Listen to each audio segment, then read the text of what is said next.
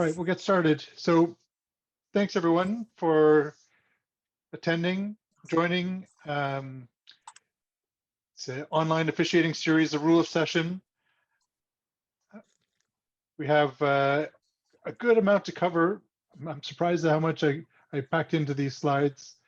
If you can, if you have a quick question, fine, but if you have other questions, we'll have time at the end to answer any questions.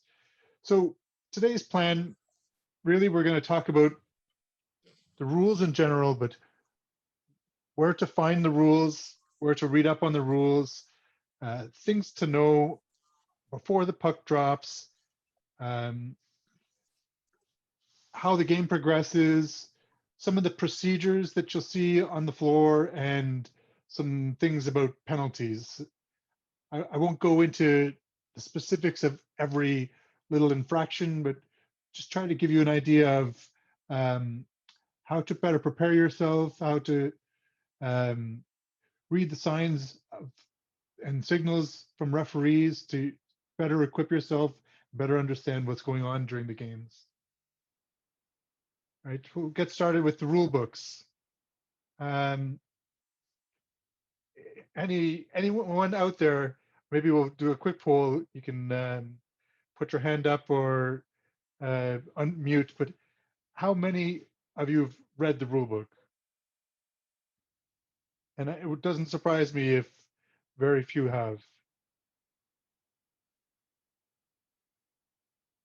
Right. PJ has. I hope so. I have a few times, usually on the way to these exams. Yeah.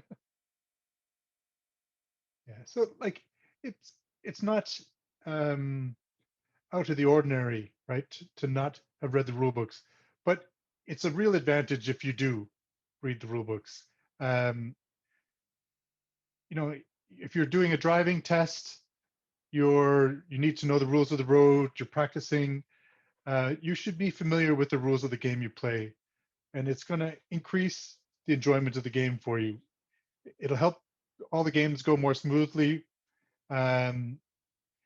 You'll know what not to do and avoid unnecessary penalties, and then you'll gain an advantage over people that don't know the rules as well. We actually have two rule books. The main rule book is the World Skate Inline Hockey Rule Book, and then Inline Hockey Ireland have a document called the Rule Editions, and it outlines things that are specific for playing inline in Ireland. Right, so we adopt the World Skate Rulebook. It contains all of the playing rules, and also it outlines rules for World Skate competitions. So if you're not familiar with World Skate are the international governing body for inline. Inline Hockey Ireland choose every year to affiliate with the international governing body, and we're aligned with World Skate. So it would be like FIFA for football. Then the Inline Hockey Ireland rule editions. Not all of the World Skate competitions, like the World Championships or European Championships, like not all of the rules would suit playing in a national or local competition. So we supplement the rules with the rule editions. It includes things like age limits, registration, specifics for discipline, gameplay and game time, stuff like that. Here. Jason, just before you go further, I think there's someone waiting to get into the meeting. If you just check waiting list or. Yep, just added, just admitted. So things you'll find in the World Skate Rulebook, all the terms, the general rules, the rules around teams and game officials, and then all of the rules of the game, like what's a goal, what are the different infractions and penalties, and then stuff like competition things, disputes, protests, and then diagrams for the rink and the rink lines, all of the penalty signals, and a penalty index at the end. In the IHI rule editions, you're going to see different administrative things. It's in 3 sections. So all of the different age groups, the registrations, playoffs, the conditions for forfeiting, conditions for transferring within Ireland, discipline. So what happens if you get so many penalties and how are suspensions served? And then gameplay, stuff like the rules, what's the minimum number of players before you start a game, how long the game times are, what equipment's mandatory, right? Both of our rule books you can get from the IHI homepage. So if you navigate to the homepage and you go to the About Us link and go to downloads, you'll find both of the documents. You can download them there. And I would encourage anybody really to have a read off them. You'll find every time you read it, you'll learn something new. I'm pretty sure for at least a long time, and then you'll gain an advantage over things. There'll certainly be things in there that you didn't know about. Anytime there's a question from a referee, that the rule books are the first place that we go, and probably 99 times out of 100 we'll find the answer that we're looking for. The rule books are actually really good. Just some general rules about inline hockey. The rink is separated into attacking and defending zones by the center dot and red line. And there are 5 face-off dots, 5 face-off circles, and face-offs only take place at those locations. Teams are comprised of 4 skaters and 1 goaltender at a time, a minimum of 5 skaters and a goalie to start the game, and then a maximum of 14 skaters and 2 goaltenders on a roster for a game. Do you know one little interesting thing while you're on that topic? Do you know, as a ref, I didn't realize I was refereeing a game one time, and it's only the very start of the game you need that goalie to be in place. I remember a team were playing, they wanted the empty net, so the goalie didn't have to be on at the start of every face-off. That was something new for me on a ref. It's just to start the game, I suppose. Yeah.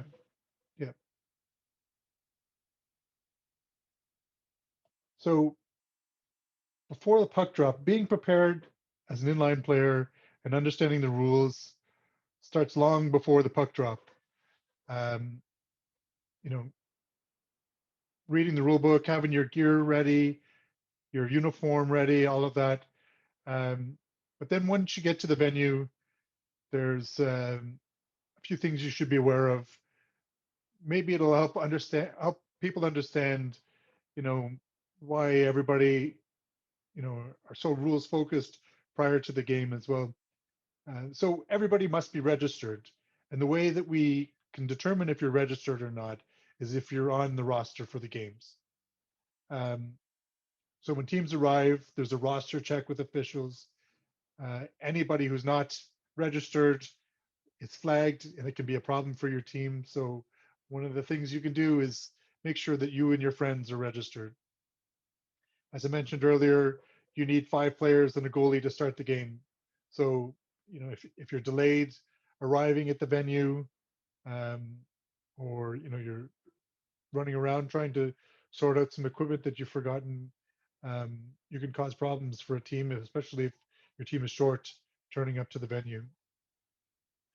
Double checking your equipment before you leave, but as you're putting it on, you want to make sure your skates are in good shape, your helmet is all in good condition, all the fasteners and all the straps are good to go. And then the teams are expected to be ready to play 10 minutes prior to face-off time. So if there's an opportunity sometimes to get ahead of schedule, we'll try to take that, because quite often delays happen. So you won't be asked to play any sooner than 10 minutes prior to your face-off time, but you should certainly be ready to go. Ready to step onto the floor for your warm up 10 minutes prior to the time.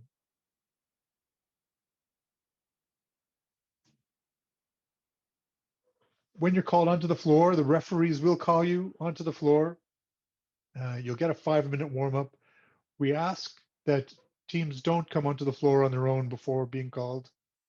Um, sometimes in between games, referees have to sort out the score sheets from the previous game or confirming the roster, checking safety issues, even just taking a couple minutes to get a drink of water or something to eat between games. That can be long days for referees without breaks sometimes. When your team hits the floor, you should get 10 IHI pucks per team. So there's no need to bring team pucks onto the floor. And referees conduct an equipment inspection during warm-up. As you're skating around, we'll check to make sure your uniforms are good, your helmets has all the straps, your stick's not broken, your skates still have all the wheels. And this is a good time to figure out if your team is the home or away team. And this has implications later on for line changes. And we'll talk about that in a bit. During the pregame and during the warm-up, if you're a captain or coach, you can expect maybe officials will call you over to talk to you. They might give you some instructions, say, look, we've had to call lots of this type of penalty, so we're watching that. So instruct your teams. And one thing I will say is, if you're a captain, make sure that you pass that message on to your team. I've had it a couple of times where we've given specific instructions to captains, and they've left talking to referees and gone to their bench and done the cheer before the game, and then their team comes out and suffers consequences for not getting the message. Their whistle blows with about a minute left, and that gives time to gather the pucks and check the nets for any stray pucks. Gives you time for last minute words from the coaches. And then something may not be clear is where it's possible, teams switch ends for the first period. So in particular, in Longford, where the benches are in the middle of the rink, we switch ends. So each team plays one period at each end, and we do the switch end thing so that in the second period, if you need to pull a goalie, for example, the goalie doesn't have to skate all the way down to the other end of the rink. They give the short change for the second period. So we talked about equipment and the equipment inspection. It's really a player, your own responsibility to keep your equipment in good repair. But there's a few rules that you should know about. So there's no shoulder pads allowed, but they have padded shirts or chest protection that are okay. So no ice hockey shoulder pads with shoulder caps and that kind of thing. All of your equipment has to be covered. So, sometimes you might be in training and, have your shin pads out, but that's not allowed in games. So if you're a senior player, you have to have inline pants. If you're a junior player, you're allowed to use ice pants with socks, but everything has to be covered. Mouth guards are optional, but highly recommended. Goalies are allowed roller flies to help them slide. Helmets always have to be in good repair and properly fastened. And if you wear a visor, you have to wear the helmet properly, so you can't tilt it up, looking through the under the visor instead of through it. Uniforms. So don't forget your uniform. You're at the mercy of the other team or the mercy of the humor of the referees, because the rule is all teams require identical long sleeve jerseys. The goalie should have the same color jersey. Numbers should be unique. And it's if you're a home team, um, if there's a conflict determined by the referee, if everybody turns up in their white jersey, the home team's expected to change color.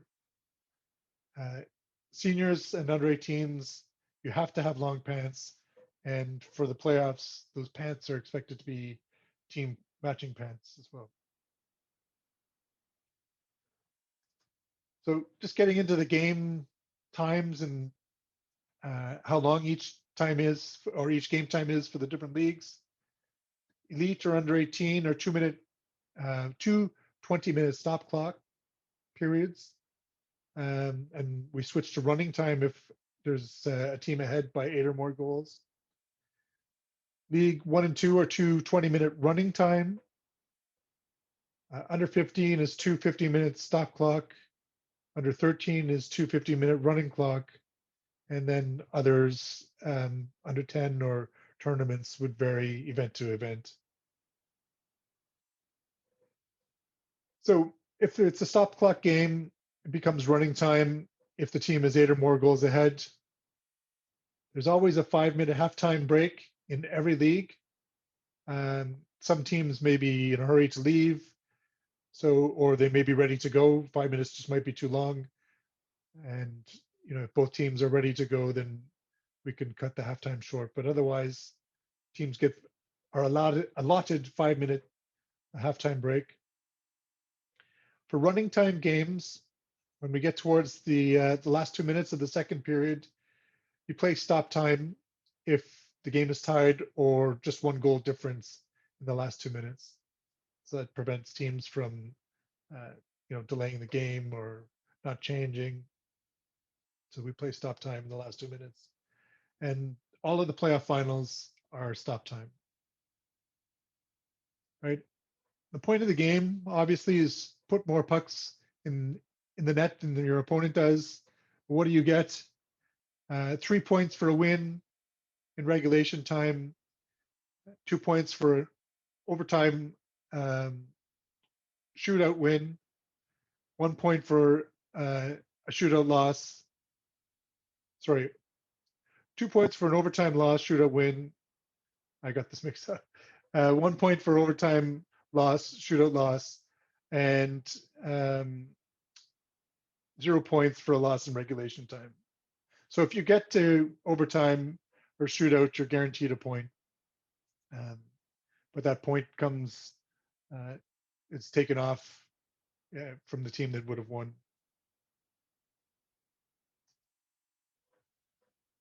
So we'll talk about procedures now. Any questions before we get going further?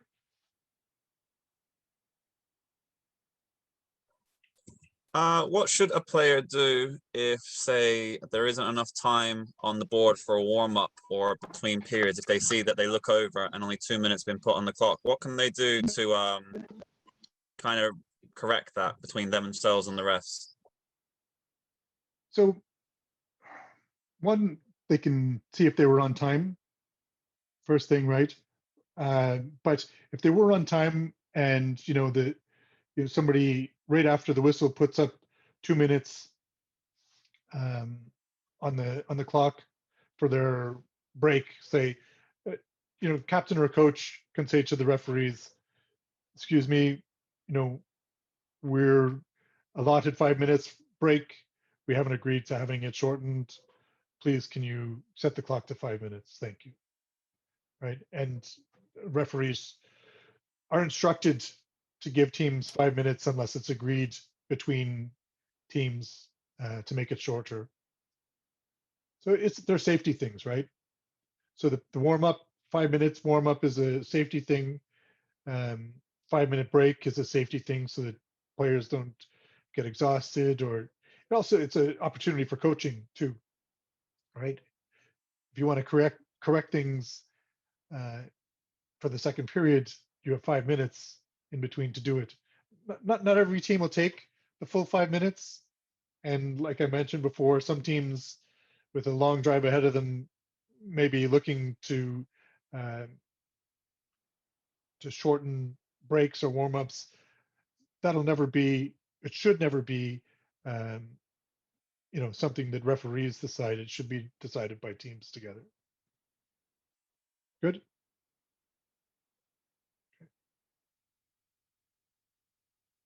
Right. So procedures, right? Why do we have procedures, and what procedures are there? So we have procedures just to keep the game moving forward, to move to flow, to be interesting, to be quick, to be exciting, right? So if we didn't follow procedures, you know, teams wouldn't know how to change lines. How would we line up for face-offs? How do we call penalties? So it makes things more streamlined.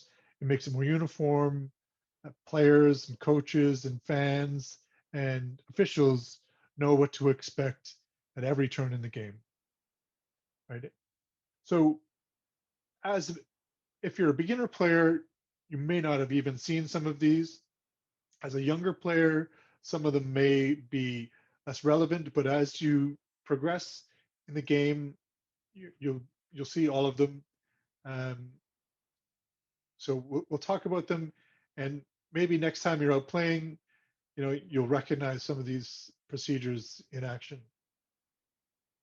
So the line change procedure, you might see a referee standing near center with his hand up. That this guy is conducting the line change procedure. Right, why do we have a line change procedure? It's to make sure each team gets a chance to change their players, that we start with the right number of players on the floor, and then we have to limit the time. So we follow the procedure to keep the game moving. We can have a line change at every stoppage in play. And this is where the home team advantage. So if you're the home team, you get to change after the visiting team if you want to. You can change at the same time if you want to as well, but your advantage is you can look at the line that the visiting team is sending out, and you can send out the players that you want to play against them. And referee, when they're doing the line change, you're going to see them standing near the center circle, but in between both benches. So if you imagine the red line goes through center, you have the benches on either side of it, and then the edge of the face-off circle that's close to the scorer's table and close to the benches, that should be about where the referee stands. And the first thing they're going to do is ask the visiting team if they have any changes. And they're going to give them about 5 seconds to complete them. And at the end of that 5 seconds, thereabouts, the referee's hand is going to go up, and that signals the visiting team can no longer change. Right? Then the referee asks the home team for any changes.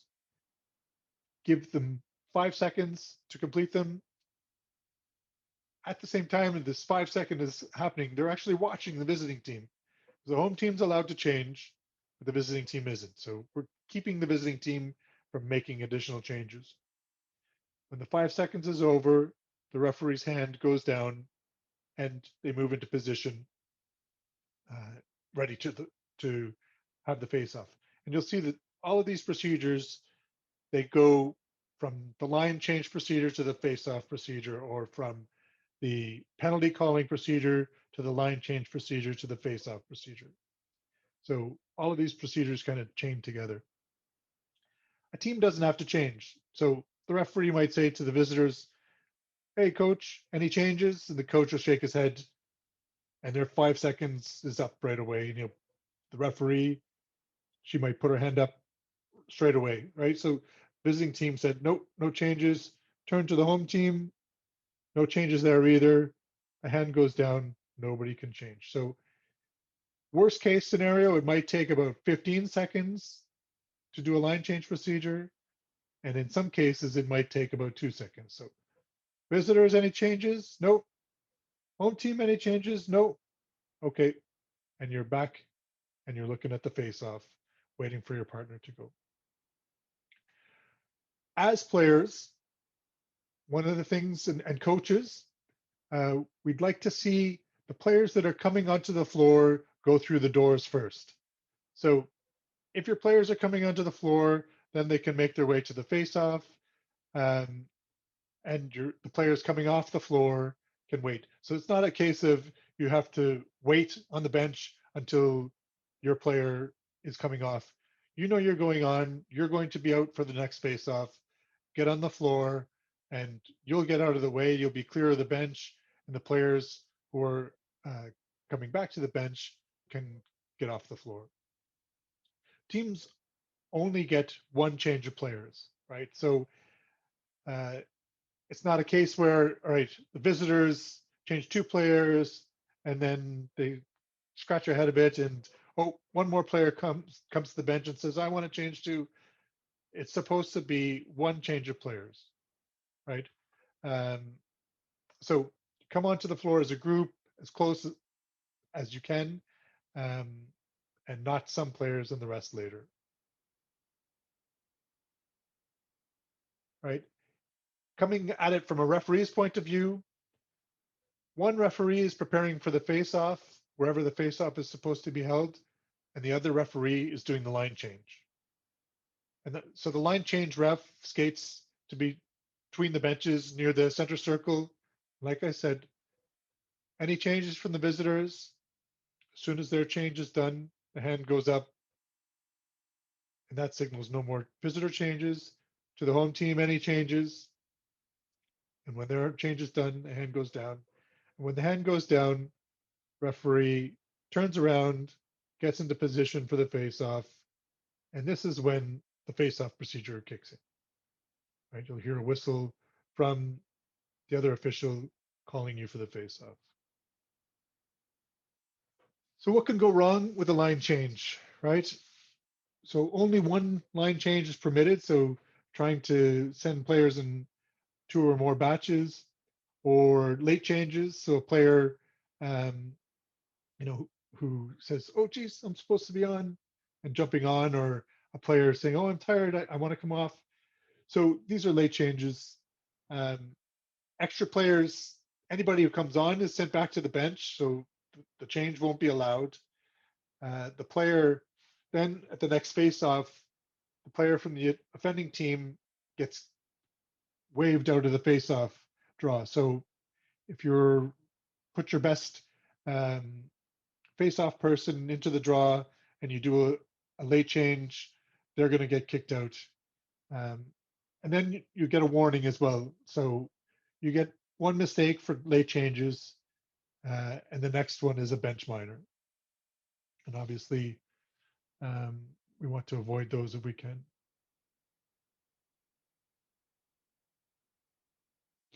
Okay, any questions before we move on to that? You may not see line changes, you know, for quite a while. It may be that teams don't play the home team advantage, until even playoff games.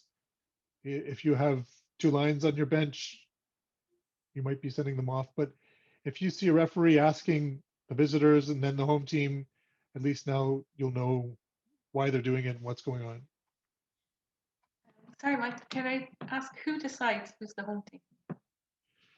It's on the schedule, actually. But who decides to put it on the schedule?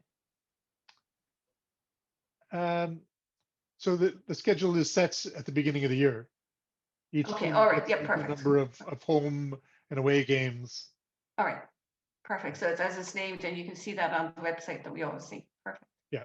And my experience, just as many, for the young kids starting, there is while I understand there's minor benches, there's a lot of flexibility shown for anyone who's new, so they wouldn't get too scared by the rules. That'd be fair enough to say. Yeah, it's like from referees' point of view, if you're in a top league, players should know what they're doing by that age, right? And if you're under 13, beginner players, there's a lot of latitude given. But referees, they're not just there to enforce the rules. One of their roles is to act as teachers and educators, right? And to help bring along new players and coaches as well. Just to clarify, when you at the draw, you mean remove the offending team's person who's taken the face off? Yeah, they just have to switch out. So if you have your best player, your best face-off person ready to take the draw, and it's an important face-off, they're going to get kicked out, and someone else will have to take the draw. So that's the disadvantage you get from having a late change.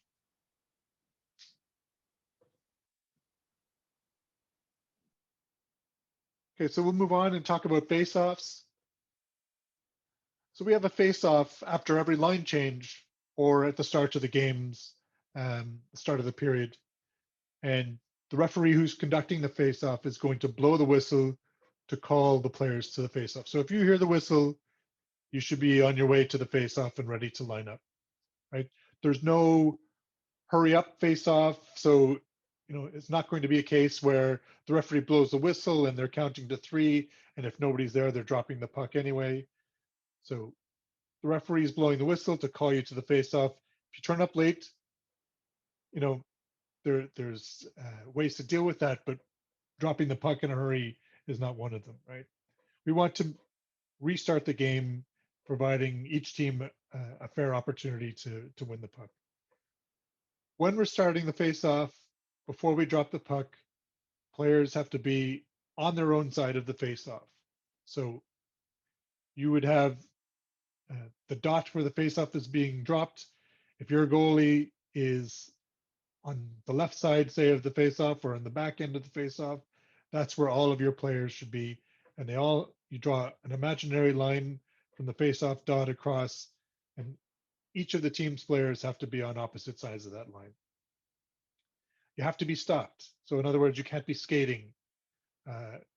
You can gain an unfair advantage if somebody is taking a big windup and then they time it and you drop the puck, and they're already at full speed and stole the puck and heading the other way.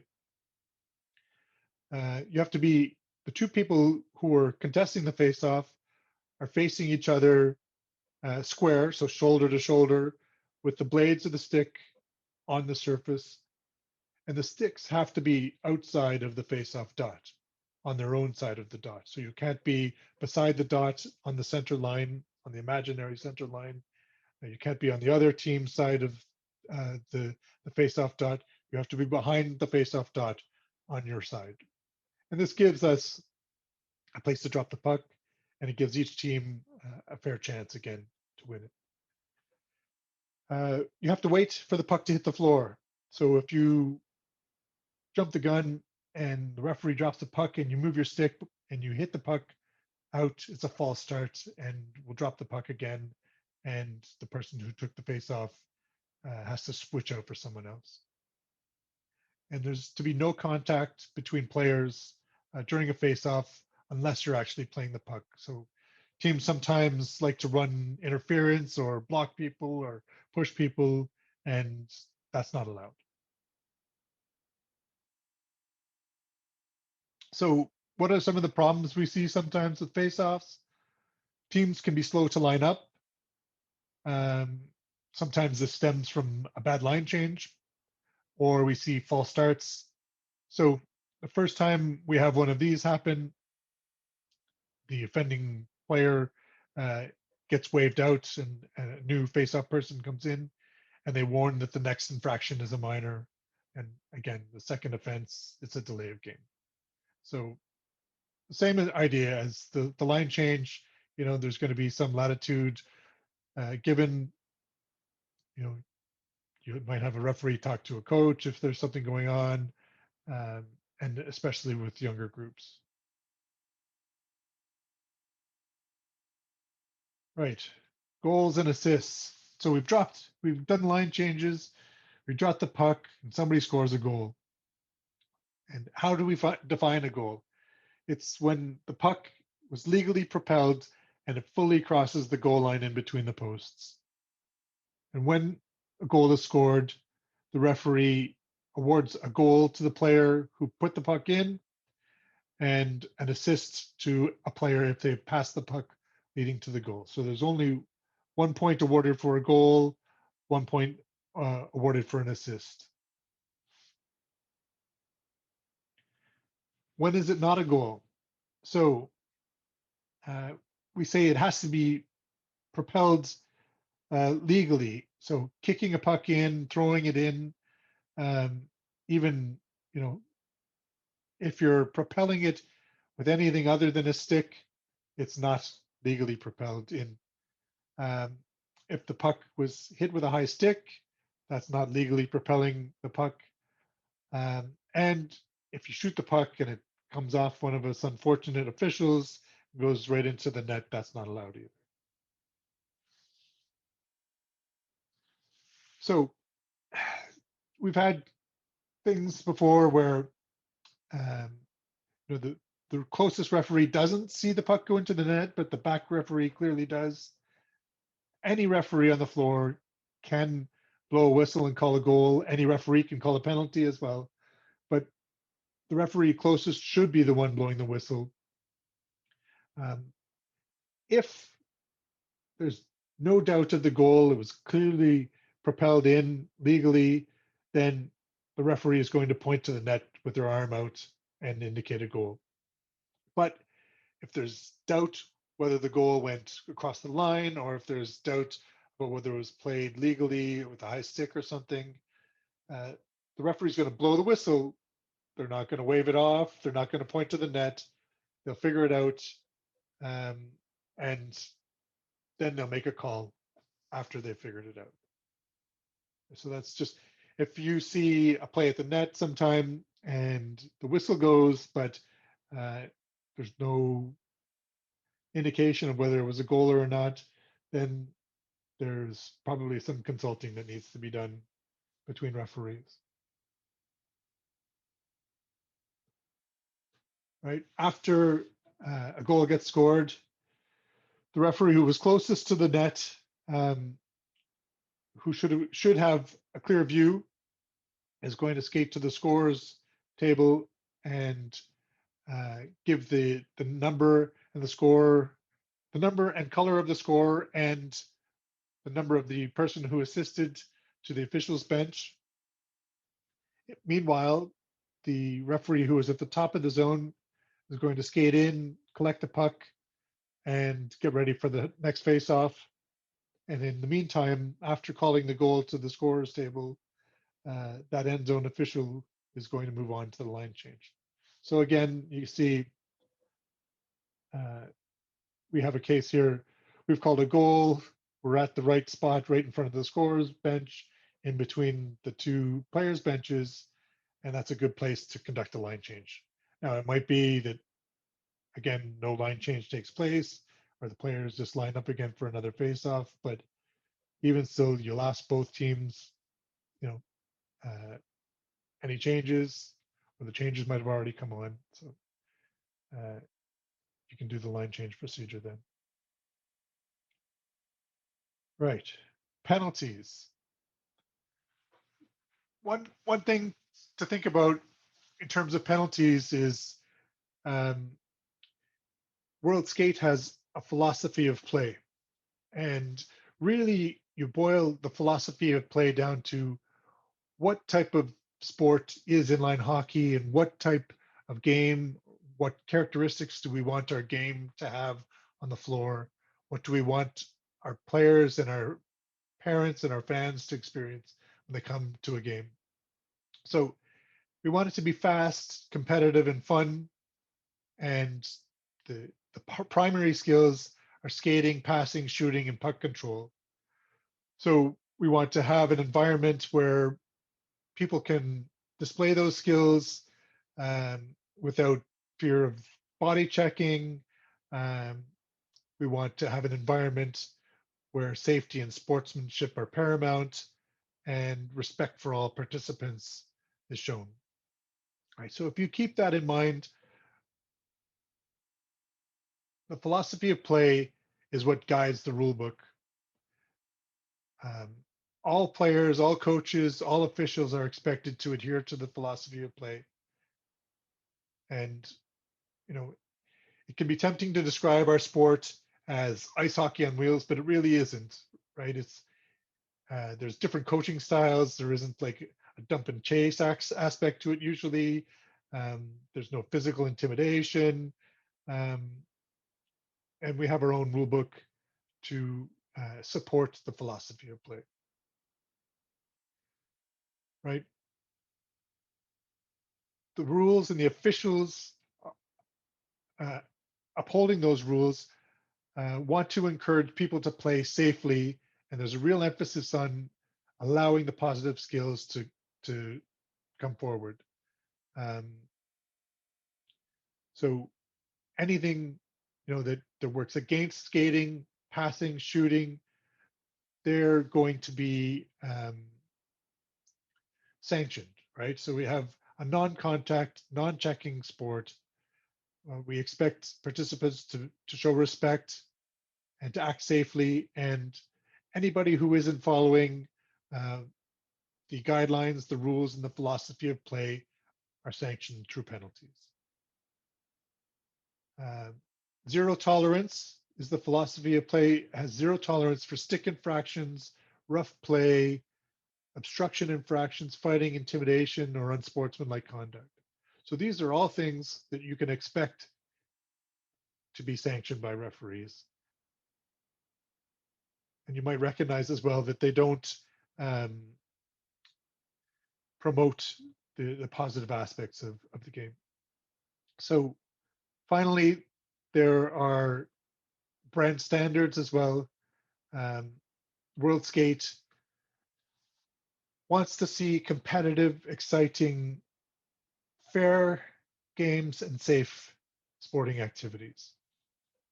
Okay, so when you're thinking about all of these rules, they all in some way relate back to promoting the positive skills and to punishing or sanctioning people who detract from the positive skills. Right. We'll talk just briefly about the penalty classes. Probably the most common one is a minor penalty. And if you earn a minor penalty, just like the name suggests, it's not a severe thing. It's an infraction, but you earn 2 minutes on the clock for a minor or bench minor penalty. Major penalties are severe, dangerous, perhaps. You can expect 5 minutes and a game misconduct. Misconduct penalties are 10 minutes. Game ejection means removal for the remainder of the current game. Game misconduct is worth 10 minutes against your record, really, plus the rest of the current game, plus the next game. A match penalty is a very severe penalty. It's worse than a major penalty. And if you earn a match penalty, you get 5 minutes on the clock against your team, but the player is suspended immediately until a discipline hearing decides what sanction they should face. And finally, we have a penalty shot that restores a scoring opportunity. A couple things people may not know. If you get 3 penalties of any class, you end up earning a 10-minute misconduct penalty. So a nice little timeout for you, 10 minutes in the box. Any 4th penalty in a game is a game ejection. If you use your stick for 3 infractions in a game, it's also a game ejection penalty. And we'll talk about the stick infractions in a minute. Penalized teams may be required to play 2 players shorthanded. So your team can be 2 on the floor against 3 or 4 opponents if you're shorthanded. How do we decide whether a penalty is a minor or a major? We have a few criteria. So what was the degree of violence for the action? Was there intent? What was the result? So if it was, low violence, no violence, likely a minor penalty. If there was intent to injure or an injury results, the referee doesn't have a choice if there's an injury involved. You may see a player who has poor judgment and tries to injure someone and fails, but the intent of the injury and the intent of the action was to inflict an injury on a player, and they might earn a major in a game misconduct there. But where an injury occurs, where a referee decides the player is injured, they don't really have a choice. 5 minutes in a game misconduct is what's specified by the rules. So here's an example. Often rules will have a minor version and then a major version. So the minor version is like this slashing penalty, a minor penalty, or at the discretion of a referee, a major penalty is imposed on someone who impedes or seeks to impede the progress of an opponent by slashing with the player's stick. And then the major version of it is a major penalty and a game misconduct is imposed on any player who injures an opponent by slashing. So as you can see, the rules specify if an injury occurs, the prescribed penalty is a major penalty in a game misconduct. Once again, you think about penalties like slashing or hooking, and they relate back to the philosophy of play. The discretion that referees have, is slight. Usually, it's more about, do we escalate this from a minor to a major or not when there's no injury? And officials must have the courage to use these calls to discourage unwelcome conduct. So, someone might turn up in Longford, show some bad discipline, and attempt to injure somebody in the first game of the day. And, they've traveled all this way. They've only played for 5 minutes, but they should earn themselves, 5 minutes in a game misconduct straight away for it. And that means, the rest of their day, they won't play the next game because they're suspended for the game misconduct. So it could be a harsh sanction, all right. There's no body contact, so no boarding, charging, checking from behind. No illegal use of the stick. I mentioned stick infractions. So if you earn 3 stick infractions in a game, so say 2 slashing and a high stick, that's 3 stick infractions. You end up getting ejected for the remainder of the game.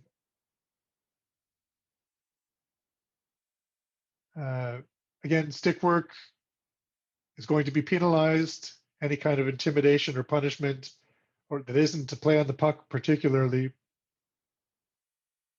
any kind of contact or dangerous swings, doesn't matter what time of the game, what the score is, how badly a team is already shorthanded, stick work is not going to be tolerated. And then respect.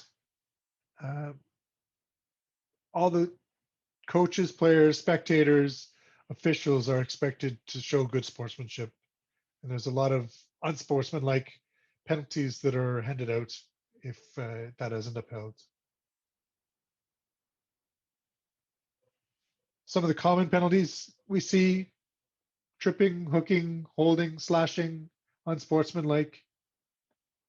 What I'd like to point out is usually, or in some cases, tripping can be accidental. You stick your stick out and the player, it ends up going under the player's skate and they fall down. It's still a tripping call. But hooking, holding, slashing, unsportsmanlike, these are sometimes lapses of judgment, less accidental occurrences that happen. Right? Unsportsmanlike. What do we mean by unsportsmanlike behavior? So if a player disputes the referee's call or uses bad language, taunting an opponent or inciting their opponent, shooting the puck away from the referee or throwing things onto the floor, banging the boards or the goal with a stick out of frustration. These are all examples of unsportsmanlike behavior. Something that's minor will earn you 2 minutes in the box. Something a little more severe might earn you 10 minutes. And then you could also earn a game misconduct straight out, for in particular for things that are viewed as unsportsmanlike or abusive officials.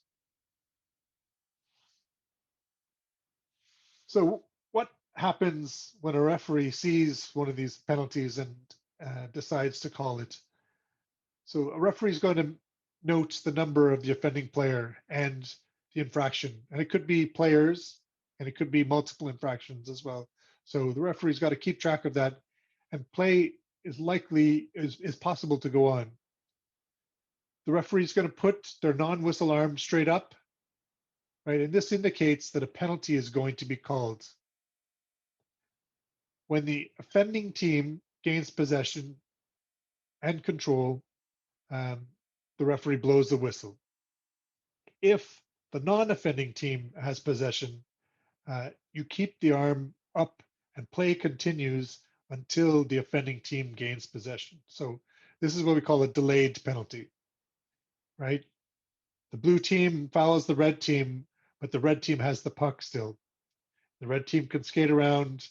The referee's going to keep their arm up, sometimes for a long time, until the blue team gets control of the puck.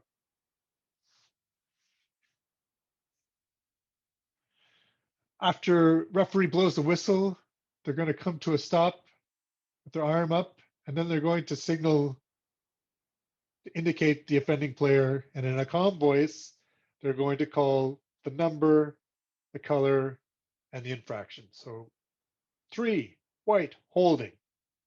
And they're going to show the signal for the holding infraction, for example. So after they make their call, the player is expected to make their way to the penalty box. And the referee's more or less going to follow them, making sure they get there without any incident. And then the referee is going to be at the circle, at the center line, and they repeat the signal and verbally communicate the infraction to the timekeeper. So they're going to say 3, white, holding, and show the signal again. So if you're on the bench and you didn't catch the first one because it happened too fast, this is a good time to figure out what the call is. Almost, I would say, the number one question the referees get is, what was the call, ref? So if they showed the signal to the timekeeper when they were bringing the player to the box, you can catch the signal then and know what's going on. And then after they've done the signal, made the call to the timekeeper, we're on to the line change. Right? If you're the referee who's not calling the penalty, what we do is we watch out for our partner first, then we look at the players, and then we worry about the puck. So if we make sure our partner's safe, we make sure there's going to be no action between the players, and then we go and get the puck. And we keep all the players in sight. We move to the face-off then for the line change, and we prepare to drop the puck once it's ready. So again, you can imagine one referee goes to the players or to the penalty box, makes the call, and they're ready for the line change. And when they're done the line change, they turn around, and the other referee has picked up the puck, gone to the right face-off dot, and is ready to drop the puck. Okay. Just if I can, I'll see if I can give you an example of me conducting a penalty calling procedure at under 18.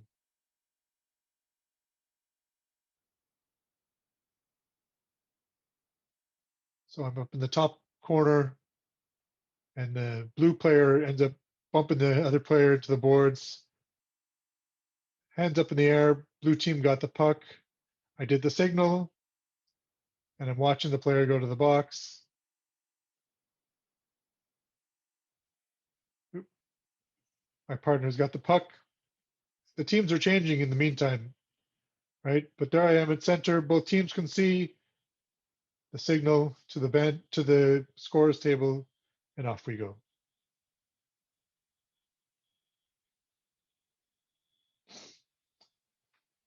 Right, coincidental penalties.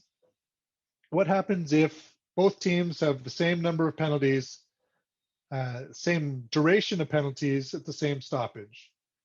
Well, what we do is we cancel the equal ones so we can keep as many players on the floor as possible. Any penalties that get canceled don't appear on the clock, but the players have to serve their full time and come out after a stoppage once their time is served. So if you I give you an example here, the first example, one minor for team A, one for team B. They're going to play 4 versus 4, but the two players are going to be in the box sitting their penalties. In the second example, one minor for team A, 2 minors for team B. The minor for team A cancels with 1 from team B. Those two players will sit in the box for the full 2 minutes, nothing on the clock for them. The second minor for team B is going to go up on the clock. Okay, and it'll be 4 versus 3. This way, again, we keep as many players on the floor as possible. And then what happens if we get more than 2 penalties and we need more than 2 on the clock? This is called stacked penalties. Only 2 penalties on the clock can be shown at a time, can be running at a time. So if there is a third penalty, the third player is penalized, comes off the floor into the box, but it's not going to be, for example, 4 against 1. So you get 3 in the box, but the lowest we can go is 2. So we're going to allow a substitute on the floor for that third player. But that third player's penalty will not start until the first one expires. And the first player, even if their penalty expires, can't go out onto the floor. So if you imagine the first player's penalty expires, the second and third one are on the clock. So there's 2 running on the clock. It means that there can only be 2 players on the floor. They have to wait until a stoppage in play. And believe me, it gets more complicated and worse when there's 4 or more penalties.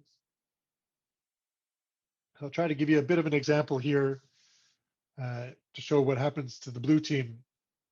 So at 16 minutes, 8 blue gets a 2-minute minor for hooking. And then at 15:30, 11 blue gets 2 minutes for tripping. And then, so now it's 2 versus 4. And then while killing the penalty, 13 blue gets another 2 minutes for tripping. So we can't make it 1 versus 4. So it's still going to be 2 versus 4. And we'll see number 8's penalty has 1 minute remaining. Number 11's penalty has the 1.5 minutes remaining. So because we have 2 on the clock, number 13 is going to have to wait for their penalty to start. Say the game is playing, pucks drop, play resumes. After a minute, number 8's penalty is going to finish, but they have to wait in the box because you can see 11's penalty is still running and number 13's penalty starts. And then maybe 15 seconds later, a stoppage. 8 can come out of the box and go to the bench or take a place on the floor, but it's still 2 versus 4, and we still have 2 penalties on the clock. Right? That's a real quick example. I think it's more important for you to understand, if you're the third person in the box, you have to wait until the first 2 or one of the first 2 are expired. And if you're the first guy in the box or the first girl in the box, you have to wait until either a stoppage or perhaps number 11's penalty would expire.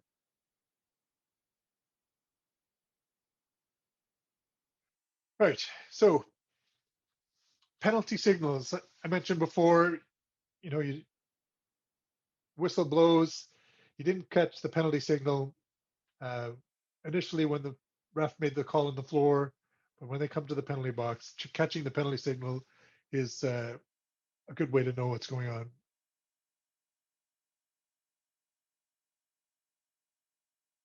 Right, So here's an example of a referee test. And we expect all the referees to know the signals. There's 4 signals here, and I'll give you guys a few seconds to look at the penalty codes or at the penalty signals and figure out what the referee is supposed to be calling.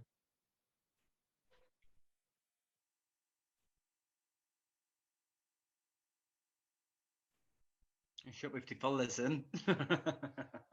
Wish you could fill it in? Yeah, I'll fill it in a second here. So if anybody knows the first one, feel free to chime in. The referee hands out to the side, one forward, and they're pulling their hands in close together. It does help to see them in motion as well. Is it hooking, is it? Hooking's right, yeah. The next one, Goodness. everybody? I was gonna say it looks like he's about to hit him if he does it again. It's more like this, isn't it? Cross-checking the other one, isn't it? Nope. So No. the second one, No goal. Yeah. second one is Help, 2 hands help, I'm tied to the crossed roof. over top of their head. I know this. Penalty shot. Okay. The third one, the referee is holding his hand out away from his body and pushing it out to the side. Body checking. Right. The last one, the arms are crossed in front of the referee's chest.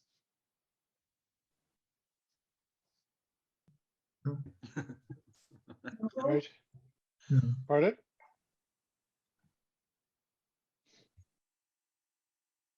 Okay, so I'm going to reveal the answers here.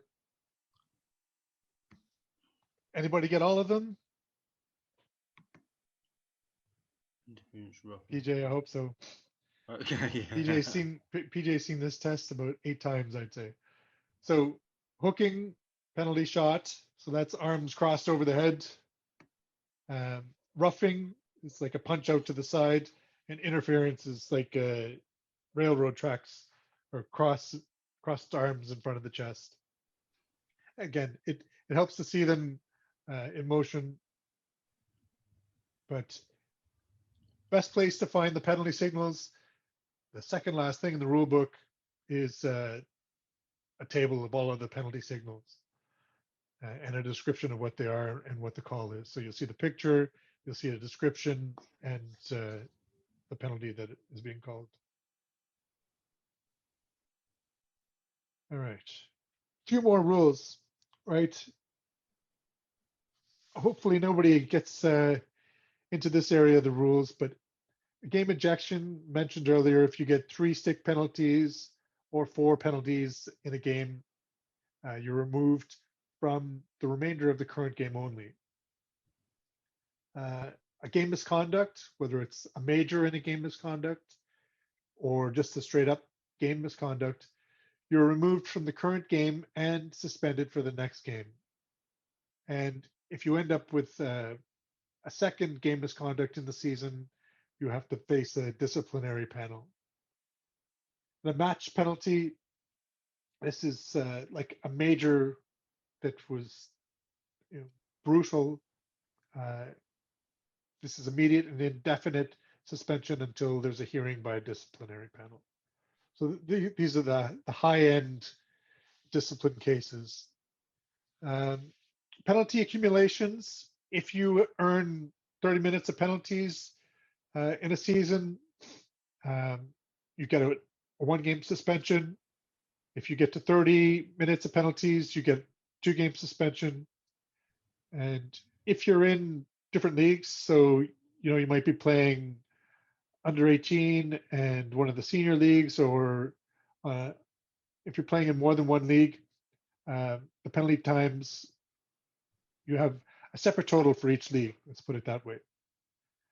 Any kind of penalty accumulation suspension is handed out after game day. So we don't have staff on hand to say, hey, you finally reached 30 minutes in penalties today, so you don't get to play your second game of the day. So that kind of penalty gets handed out, over the course of the next week when statistics are calculated. Suspensions, you serve the suspension in the division you're handed, it gets handed to you in. And if you are playing on multiple teams, you can't play for your second team until the suspension is served. So, for example, Emma's playing under 15 and under 18. She earns a suspension at under 15. She can't play under 18 until she's finished serving her suspension at under 15. Ties.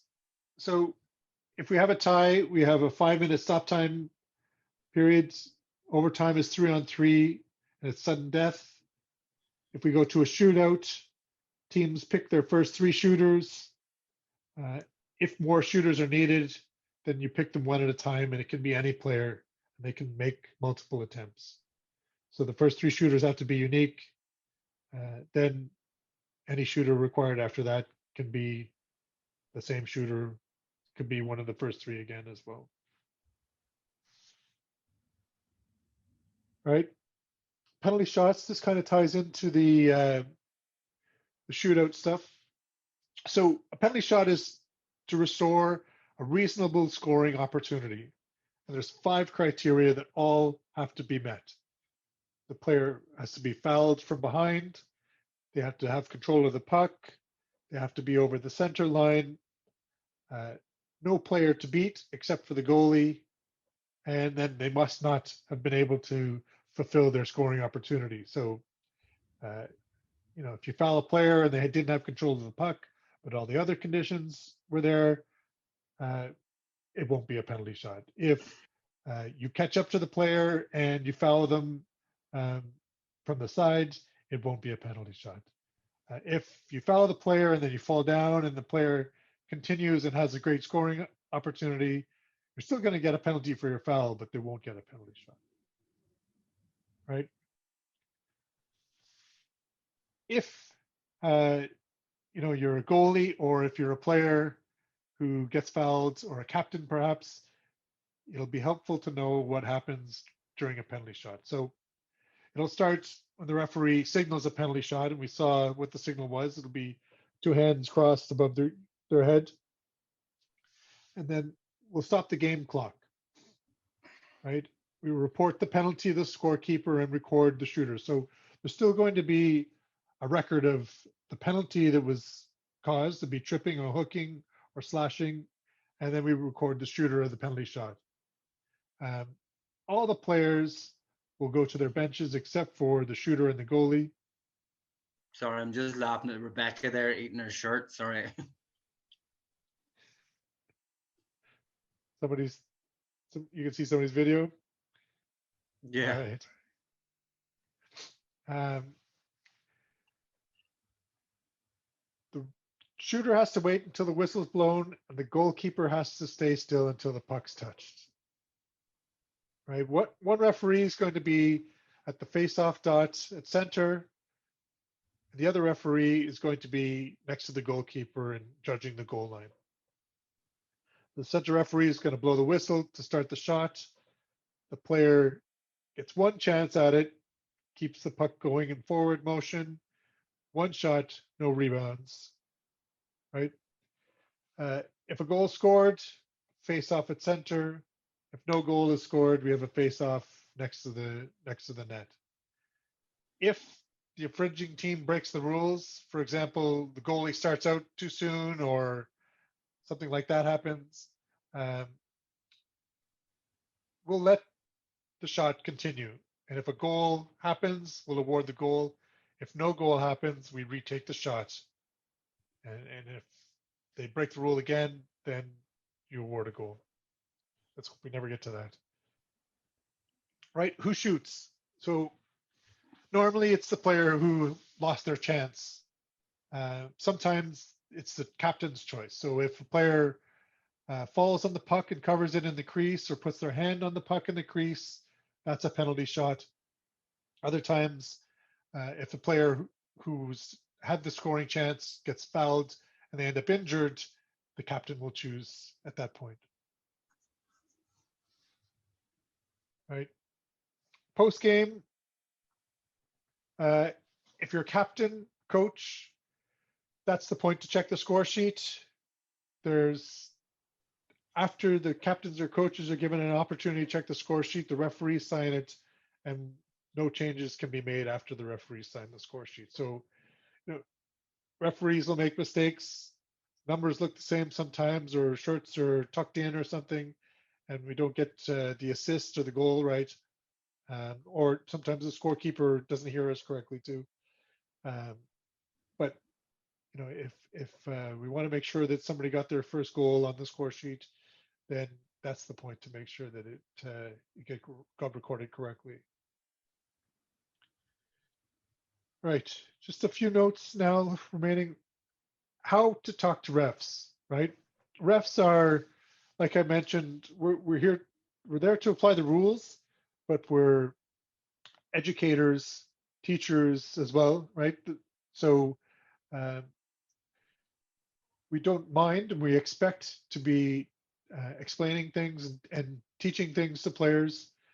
But it certainly helps if you're talking to a ref to approach it the right way to make sure that you don't get into trouble for it. So the first thing is ask yourself, is it necessary, right? If you're just asking what was the call and it's a minor penalty, it may not matter if it was hooking or tripping or slashing. You might be able to just catch it watching the signal, but it may not matter at all, right? Sometimes you can wait. If you're confused about a rule, you don't know why something happened or what was called, maybe a halftime or after the game is a better time for an explanation. Sometimes things need more than a few seconds of explanation, and really those kinds of things should wait until a better time than in the middle of the game. Because I mentioned before, one of the referee's key jobs, besides enforcing the rules, is to keep the game flowing, keep it moving. If you're going to talk to the ref, be polite, be calm. Excuse me, ref, I have a question. Can you explain the call? Right?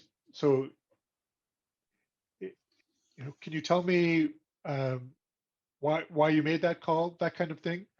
And then listen to the ref. They might tell you right away. They might say, it's a minor penalty. I'm not going to explain it right now. I'll explain it later. Or I just want to get a pen. please make your way to the box, right? You have to listen to the referee. So that's, be polite, be calm, make sure that you're asking a question and not making a statement. And we'll see how things can go differently here. Another good thing is let your captain or alternate captains do the talking. Some of you may be captains or alternates. You're still expected to speak politely, know the rules, right? And know the difference between asking a question about play or asking for an explanation and questioning a call. So anytime you're questioning a call, that wasn't tripping, how can you call that kind of thing? That's going to be an unsportsmanlike penalty. Keep in mind, right? Referees are human and will make mistakes.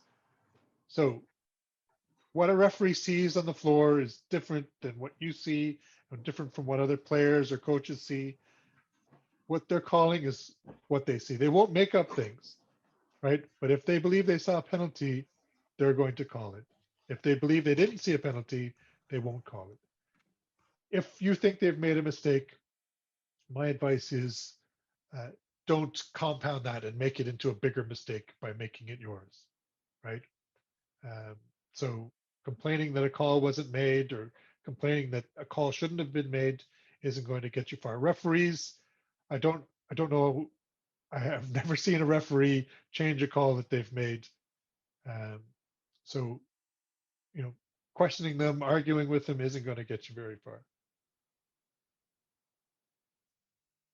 Right.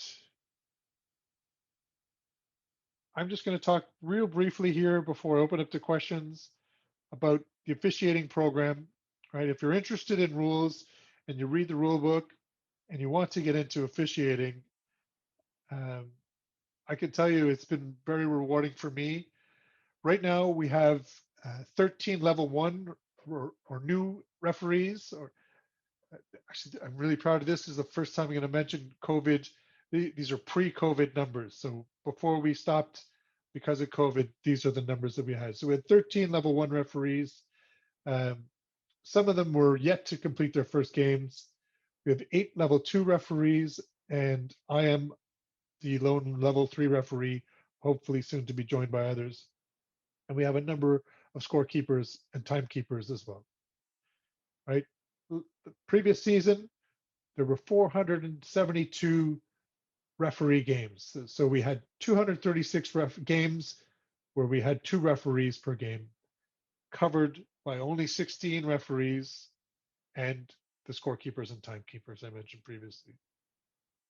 Here's a quick picture over the last 4 years. You can see a big increase in the number of games played, from 200 to about 326, and a modest increase in the number of referees. So these are the number of registered referees. Doesn't mean all of them are active.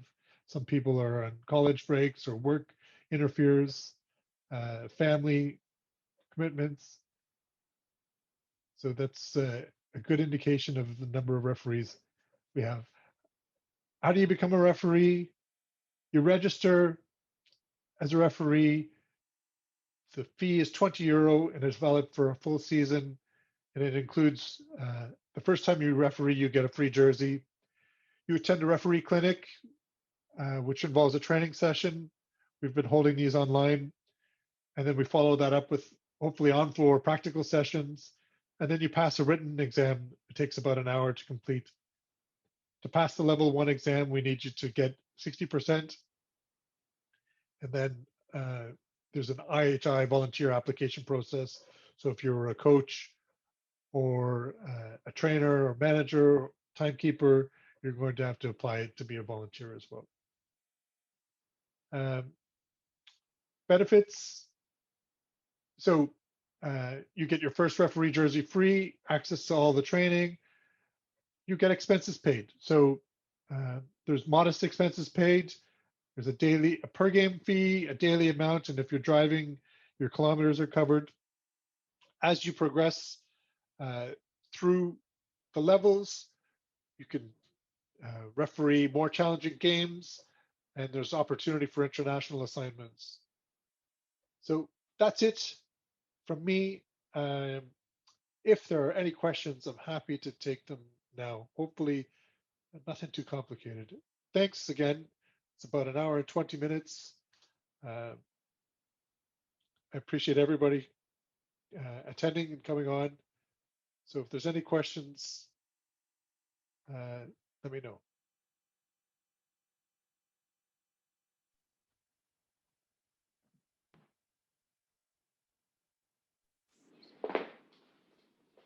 Thank Thank you. you, everyone. Thanks very much. No questions now? If anybody has any Yeah. questions, you can send them to me through Inline Hockey Ireland, Facebook, hand them to your coach, pass them up to me, and I'll be happy to answer them as well if you don't want to ask in front of people. But again, if there's any questions now about any of the rules, I hopefully can clarify any questions you have, or if there's anything that we covered that wasn't clear. I'll lead just to throw some out there. Maybe I'll answer some others in the meantime. Rule books, are they available in hard copy from Inline Hockey Ireland at all? Maybe with like donation or something like that? Because they're very handy. I have one here and they're very good for coaches and things. Is that something Inline Hockey Ireland can do for the players and coaches? I'm not sure if they would. So the ones you have, I've printed as part of the referee program, right?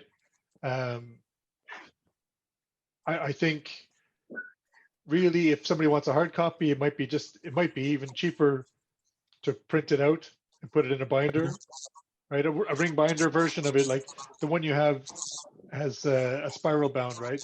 Yeah, it's nice. So it's handy convenient. to flip open.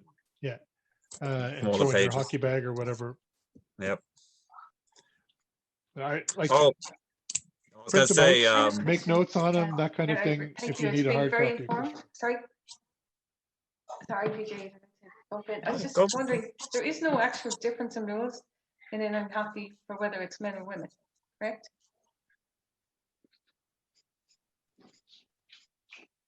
No, not really. Okay. So tonight's aim was just to probably entice more women just to watch it. So there's no difference in the rules. That's correct.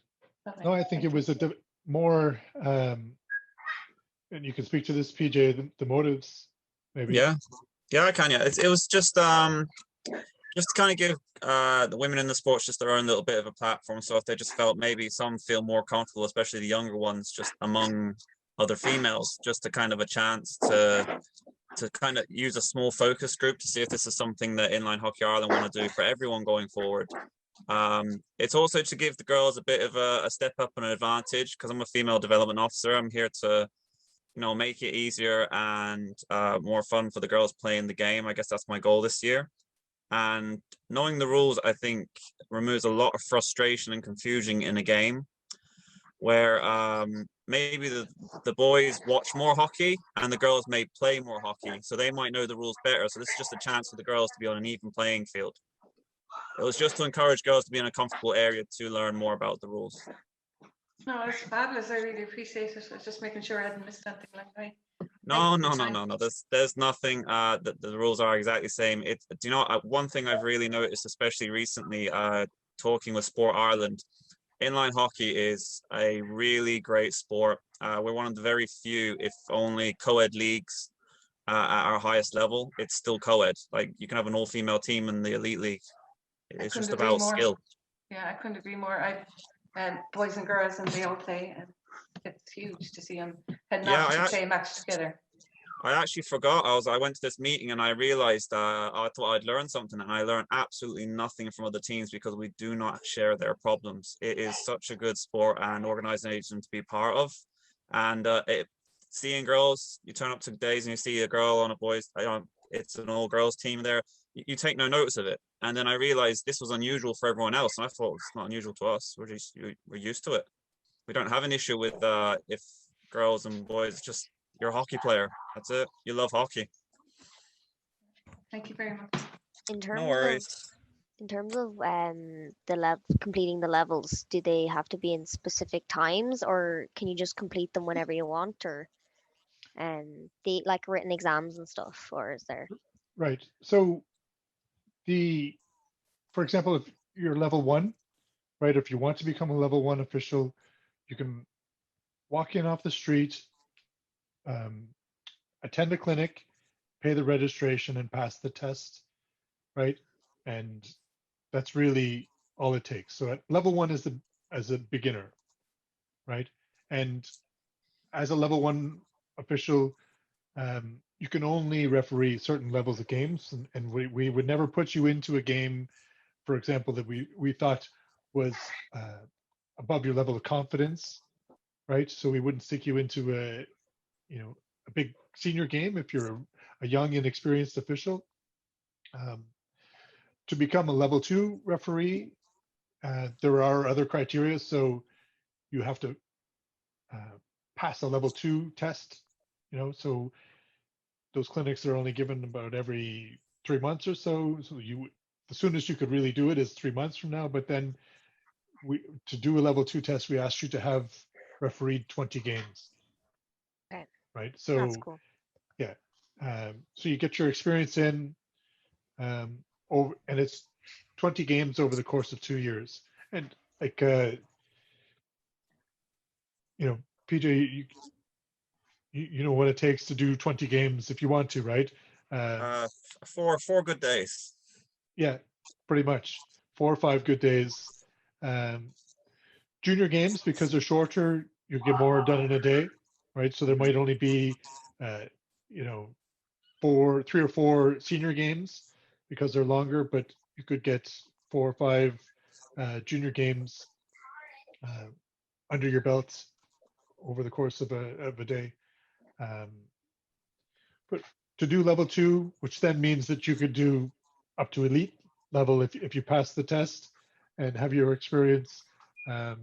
We want you to do 20 games. Also on top of that as well. Yeah. Okay. And so in terms of going into a clinic, obviously it's been probably online, and maybe in like in the next 3 months, hopefully we'll be kind of back in kind of like being able to physically do things. Um, where would these clinics be taking place, kind of thing? Would they be where are they kind of? So we have held them online, and so there's a classroom portion of it, and then there's like a practical skating portion of it as well. Yeah. We I would expect to still hold some of the classroom stuff online. Yeah. Particularly, given restrictions for indoor activities still. In the past we've held them in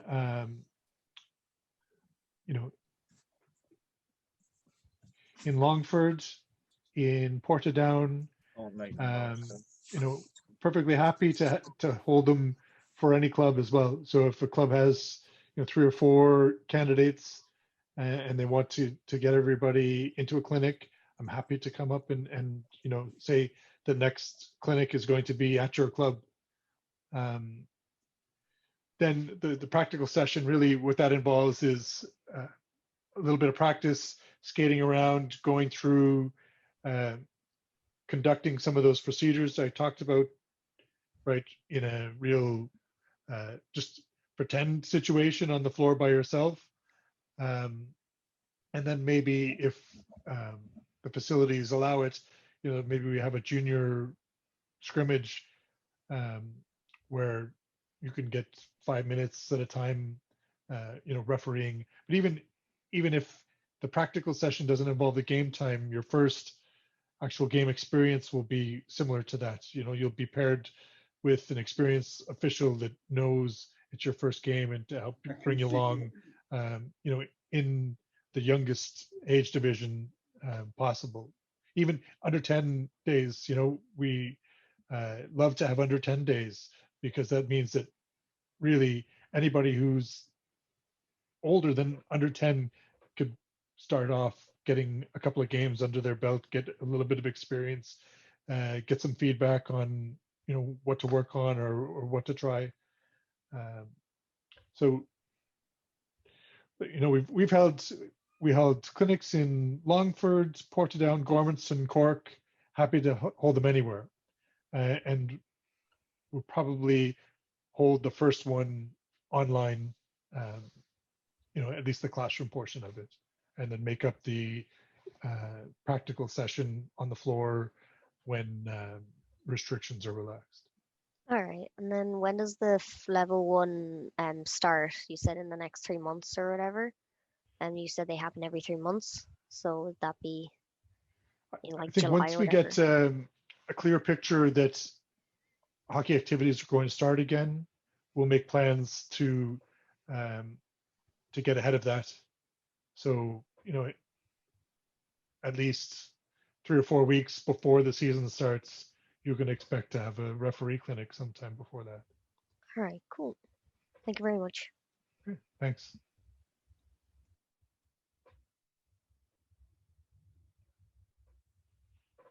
Any other questions?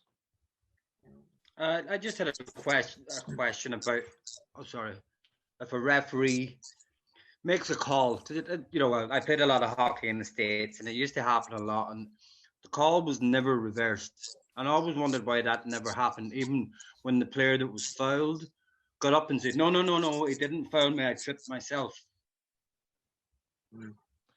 Well, I think in the case where that happened, right, a referee might reverse it, right? But I think with anything, one of the big things with a referee is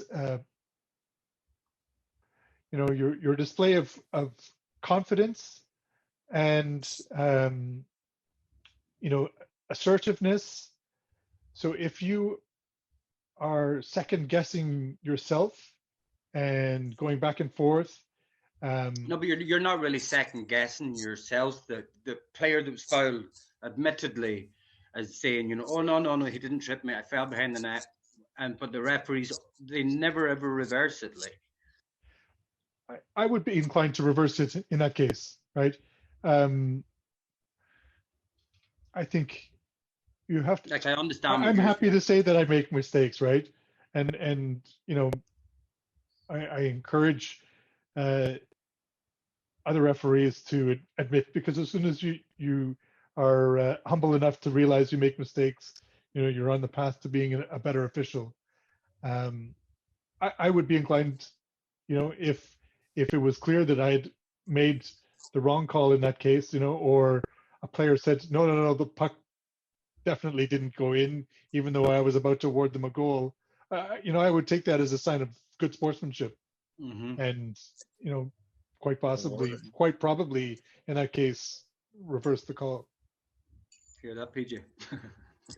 When did that happen? Never happened. Hey. No, me. Don't be calling my name. Number one. I don't make mistakes. You're the referee, I remember. Oh, don't be like that now. It's bad if you remember referees. I don't like that. Is anyone else got questions before I jump in? I was just wondering about the few of us what were doing that clinic on the B. When was it? Yeah. Well, the online clinic, and then we supposed to go and get tests, and then everything closed down. Yeah. So we have outdoor training back on again.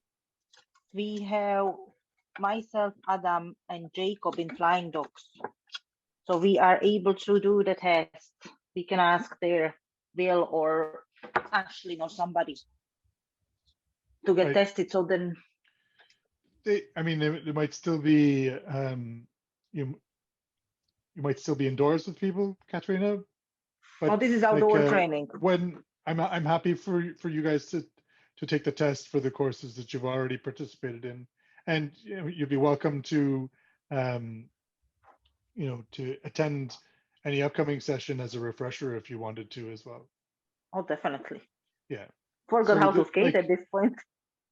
You might benefit from attending some of the upcoming sessions as a refresher, and then arrange to take the test. So you could do the test now, but there's no advantage. You can wait a few months until we know that things are happening. Definitely on. Yeah. I'm very conscious, right? And I think we couldn't have predicted that we'd be out this long, but I'm very conscious of the fact that, if we do a bunch of training now and then we don't play for 6 months, some of it will be forgotten, right? So it really helps to do the training and then have that reinforced by an on-floor session and the test kind of all together, as close together, and then continue building on that by getting a few more games in. That'd be so handy. It's a bit of a balance to get started before the season, but not get so far ahead that we don't get to put any of the training into practice. That's perfect. And hopefully we get to play soon. Is the Portadown opening soon? I don't know if there's any guidance for indoor sport yet. I wish we could play. Thanks, Will. Unrelated, I think Portadown indoor sports or training at least is coming back.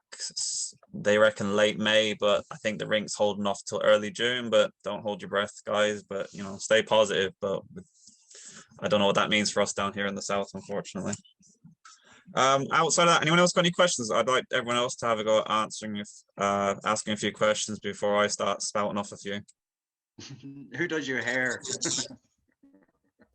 Not a Turkish barber in Castle Bar on the sly. I almost have a full-on hockey hairdo going. I'm working on it. Go on, Sinead. Yeah, full on flow. Just about handling the puck, because I think it varies a lot between different organizations in sports about whether you can bat it to your own feet or to another player, or it depends on what half you're in. And I always need to remind myself before every different league what's the rule. So what's the rule in Ireland at the moment? Oh my.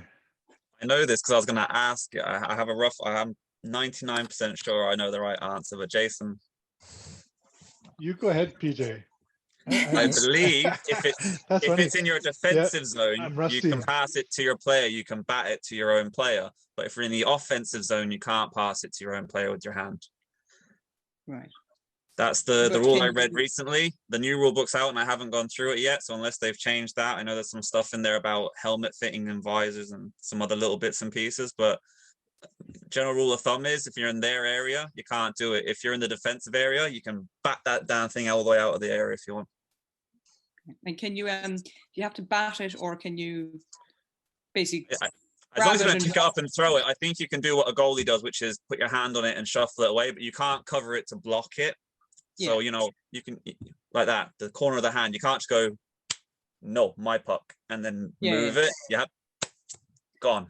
Finished. But if it's in the air, can you basically like grab Oh it, yeah, you can block it? bat that head. But remember this, it's the areas. If you're in the defensive zone and it goes to someone else, that's fine. If you bat it in the offensive zone and you collect it, so you bat out the air and you chase it, that's grand too. You can't bat it into the net, obviously. Jason went over this, but it's offensive and defensive. It's in the defense zone, you can bat it to anyone. If it's in the offense zone, it has to go to the other team or it has to go to yourself. Cool. Thank Because you. I like knowing little things like this, because this is where players have an advantage knowing things like that. Actually, so I'm looking at the rule book now, and because Is it right? no, so no, yeah, Because if you close that the was hand on the correct. puck and there's intentionally, right, you get a minor Hmm. penalty. If you pick up the puck, you get a penalty. If you stop or bat the puck down, right, and you retrieve it yourself, or the referee thinks it was accidental, right, or not deliberately passed to a teammate. So I knock it down, but it goes to my teammate PJ, then it's okay. But if I direct it towards PJ, they're going to blow it down, and the puck there'll be a face-off. So no. I thought you could purposely do it in your own zone. I'll have to reread that. Maybe that was an NHL rule or something I read. Maybe it It's wasn't an inline. NHL rule. That's it. Yeah, see, that's the confusion as well. It's between the two because I play ice hockey and inline as well. Yeah, same for me. So it's Do you know what? Chance it. The referee will let you know. The referee will let you know. Usually I don't have time to think about it anyway, so it's just whatever happens. Just don't close your hand on it. That's it. Yeah. You can't cover the puck. It has to be in sight all times. It's the same when you catch it in the air. You kind of have to grab it in a way that they can still see it. And in terms of the puck hitting the ref skate, I know you said that like if it hits the puck off the ref skate into the goal, it's no goal. But I was playing in Czech, and the puck had hit the goal, or the puck had hit the referee's skate, but gave an advantage to the player going towards that net. So and they scored the goal anyway, but I don't know I forgot the outcome of it. But would that count? Would the referee get the assist? It would. All right. maybe in the views of a couple of teams, he might get the assist, but he wouldn't be looking to put himself on the score sheet. I can tell you that. No, like if it comes off a referee and goes into play, then it play on. But if it comes off a referee directly into the net, then it's no goal. All right. And then also in hooking, this happened during a game, also in Czech. I was getting the puck from under the stick, so I wasn't slashing or anything, but the player just falls on their knees and holds the stick under their arm, so it made it look like I was hooking them or like holding with my stick, and I got the penalty for it, but I like let go of my stick to like say like, look, they took my stick, so I'm just like, what would the referee make the right call on that, or did they just kind of set me up for a penalty, like a kind of a penalty? Well, I think I can see it from both sides, right? So, like I mentioned before, a referee's not going to have the same view as you particularly, who's right involved in the play, right? They're Yeah. maybe looking Hmm. from behind you, so they can't see through you and then through the other player to see your hand position, on the your stick and how the stick is touching. So it might have looked like a clear hook to them, but if they were on the other side of the play, they might have had a much better view. Yeah, mind you, this player was like twice the height of me, so and I'm a tiny player, so I was kind of like right kind of by their hip under, so I was just like, I wonder if that was why I got called because it made it look like I was hooking them, but my stick was at their puck, so I don't understand why Yeah. they would do that. So I was like, why are you diving? No, and it sounds like perhaps a bit of I don't know if I'd say clever play, but a bit of a play by your opponent to make it look like you were hooking them too, right? Probably. So it was an odd situation there. I was just like, is that even possible? So thank you. No problem. I'm sickened about that hand passing one now. Where the hell did I read that? That's not the rule book I got that out of. I'm really embarrassed by that now. You get playing. We learn, PJ. We learn. That's it. Every day's a school day. If it's not, it's a day wasted. Fair enough. What was has anyone else got any more questions? No? I was going to ask Jason, where is it now? What's the most common problem you see when refereeing a game? What's the one thing you see that's like an occurring thing that you think players and teams should work on?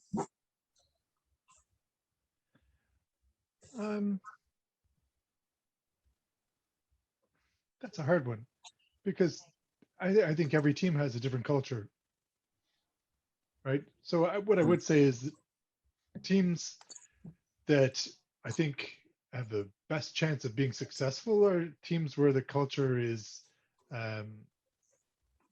not to blame the ref for everything, right? And to get on with the game that's in front of them. I've seen teams get into real trouble and just have their frustration go up and up and up, and every time their frustration goes up, they get a penalty and they're more aggravated at a referee. And then other teams, get a couple of calls that go against them, and they seem to collectively gather their heads together and straighten things out and say, right, guys, let's just play the game. And it's those teams that can do that stand a much greater chance of success. So they're much more enjoyable games for me to referee too. Like, referees don't go out with an agenda. It might seem like it to teams, but maybe if that's your team's frame of mind, you might want to re-examine it before you head out onto the floor. Right? And I think that's a place where good coaching and good leadership on a team can make a big difference too. The other thing I was going to ask is, I've seen this at games before because everything's on social media now and everyone's recording everything. So every now and again, I'd never done it in a league game, but it's happened definitely in tournaments during the summer, where I had a goal, I had to overturn it because I was on the only ref at the time, and long story short, someone had a video of the goal going in, and I had said, look, right, I didn't see it go in. I hadn't gotten the good position at the time. I asked one player, are you going to tell me it went in? You had no. I asked the other player, are you going to tell me it went in? Yes. Sorry, no goal. And all of a sudden someone goes, hey, we got it on video. In a league game, would that stand? Would you use that footage in fairness, or would you just have to say, look, right, I can't look at that, I'm really sorry? I think I'd prefer to avoid it, right? Yeah. I'd be happy if I to say, look, I made a mistake, but we've moved on. You have two referees that have to see the puck go over the floor. We don't have video Yep. review. We don't have video review officials. We don't call to Toronto to see if the puck went in, right? So there's no video review process. I think it would be unfair for you have somebody then who's just showing you that the puck went in or the puck didn't go in, right? And they're biased towards one team. You don't have someone at the other end, offering the same service. No, Right? that's So, why I was going to ask that question, is just to keep that in mind, is like, it's never going to be fairly available. So is that just when you say, look, right, I can't look at that video, I'm really sorry if you have got proof, but I can't take it on. yeah, that's what I would Pretty do. much. Like That's good. That's I'd be good happy to say, advice. look, if it went in, I didn't see it, but I can't call it a goal if I didn't see it, right? And I'm That's not going to it. stop the game to look at the video. Afterwards, they show it to me, and I'd say, yeah, I made a mistake. Yeah. Right? Hockey's a fast game. It's a lot harder to ref, I suppose, than say curling or something. Yeah. On a happier note, Manchester City's beaten PFC 1-0, so I'm happy about that. Get in there, City. I'm happy you're happy. Is there any other questions from the females in the group? Can I actually ask a question about high sticking? Yeah, Sure. go. So say if I was a shoot and it went off of a goalie's pad, and if I like slapped it in, does that count as a goal? So you're shooting. Can you explain the situation again? So I yeah, think a so re- if a I re- shoot and Rebound. it like hits off like a goalie's pad, and then if I go to like hit it in as it's in like the air, does that count as a goal? Yeah. Oh yeah. As the only thing is, like if it bounces up in the air and the puck is above the height of the crossbar, right? If you play it up there with your stick, it'll Yeah. be high stick on the puck. But if, say, it's below the crossbar, at your waist type of thing, if it's in midair, you can knock it out as long as it's not above the crossbar. Yeah, that's what I meant. Yep. Okay, fair enough then. Goal is good. Yeah, I've seen it so many times. Like it's such a nasty goal to do. What's this? The Michigan, is it? No, it's like if it hits up and if you hit it fast enough to where like it's Oh, not above. Yeah, it's so Crosby. nice. Yeah, I've seen that. Pass it to yourself and in. Yeah. Yeah, a pat on the back or something. It's the only thing you should get, not a penalty. It's a goal of the year. Any goalkeepers? No, there's no goalkeepers here except for Brian. That's a no. Then it's gonna go over. I was gonna ask, could you clarify privileged areas for goalies to cover pucks and where they can play it with the glove? But it's up to yourself, Jason, if you've got the time. Sure. If you're playing with the glove, you have to play it to. You can't play. I don't think you can play it forward or behind the net. You can only play it to like. What is it about? 40 Jason will clear it up now. He'll explain. Okay. So there's two questions there, really, right? So one is the privilege area and where can the goalie freeze the puck, right? And then there's the goalie's hand pass, right? So where and how can the goalie make a hand pass of the puck, right? So if you imagine a space that's like a goalkeeper's crease in soccer, okay? And it goes from the two face-off dots, and the top of the crease is the two face-off dots, and then it goes back to the goal line, right? So that's quite a big area. So in front of the net, from the two face-off dots back, is the goalkeeper's privileged area. So anywhere in that big crease is where the goalkeeper can freeze the puck. It doesn't have to be inside the small crease at the net. But doesn't a part of his body, doesn't a part of his body have to be inside the crease to freeze the puck? As long as I think there was a penalty called in the sea last year for that. As long as they're within the privileged area. Okay, she might have been behind the net too far then, maybe. That could be it. Yes, Yep. yes. Now, the hand pass, okay? The hand pass area is a little bit different. It starts at the crease, and then it works out to the face-off dots, and then even with the face-off dots and behind the net. Okay, so if you imagine A V.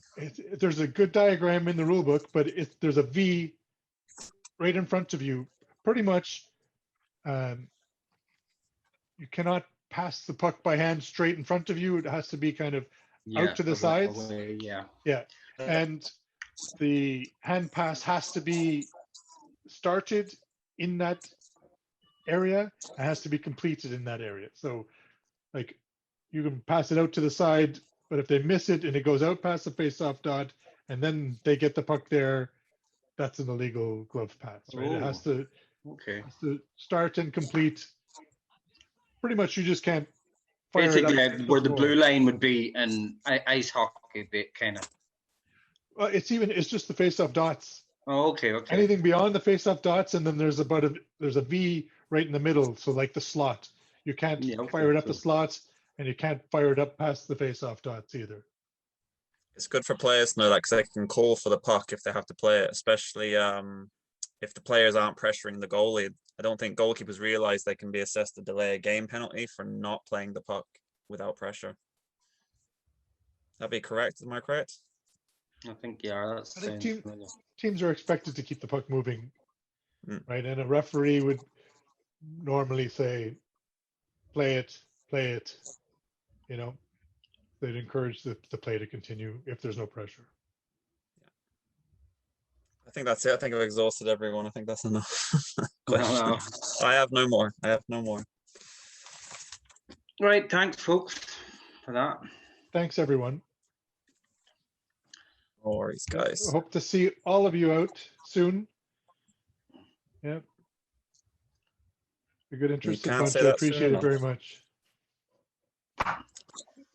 No worries, Thanks, guys, that was great. See you soon again. Bye. Great. Bye. Bye. Thanks.